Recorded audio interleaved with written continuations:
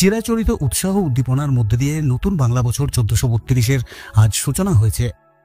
নতুন বছরের নতুন আশা আকাঙ্ক্ষা ও আনন্দের মধ্যে দিয়ে বাঙালি আজ পালন করছে পয়লা বৈশাখ।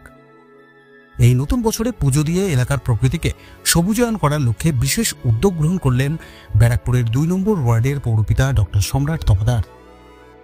পয়লা বৈশাখের এই বিশেষ দিনে বৃক্ষরোপণের মাধ্যমে এলাকার পরিবেশ ও প্রকৃতির প্রতি সচেতন ও যত্নশীল হবার বার্তাই প্রদান করলেন সম্রাটবাবু।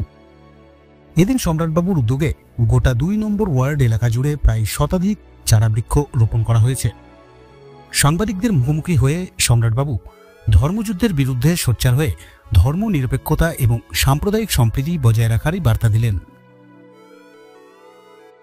শুভ নববর্ষের এবং পশ্চিমবঙ্গ দিবসের উপলক্ষে সবুজায়নের মাধ্যমে আমরা আমাদের দিনটি আজকে শুরু করলাম। বৃক্ষরোপণ এবং সবুজায়নের উদ্দেশ্য নিয়ে আমাদের আজকের এই উদ্দেশ্য শুরু হলো। যুবভারতী ক্লাবের সহযোগিতায় আমাদের ওয়ার্ডে প্রায় 100টিরও বেশি বৃক্ষরোপণ করা হলো। তার সাথে সাথে সনাতন ধর্ম বিশ্বাসী আমরা যারা মানুষজন, শুভ নববর্ষে সকলের কল্যাণার্থে সকলের যেন ভালো হয় সেই লক্ষ্যে আমাদের অফিসে আজকে শ্রী শ্রী গণেশের পুজো হলো।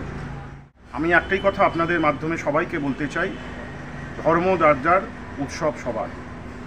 পশ্চিমবাংলার ঐতিহ্য সংস্কৃতিকে মেনে আমরা যেন একে অপরের পরিপূরক হই এবং সাম্প্রদায়িক সম্প্রীতিকে বজায় রাখি।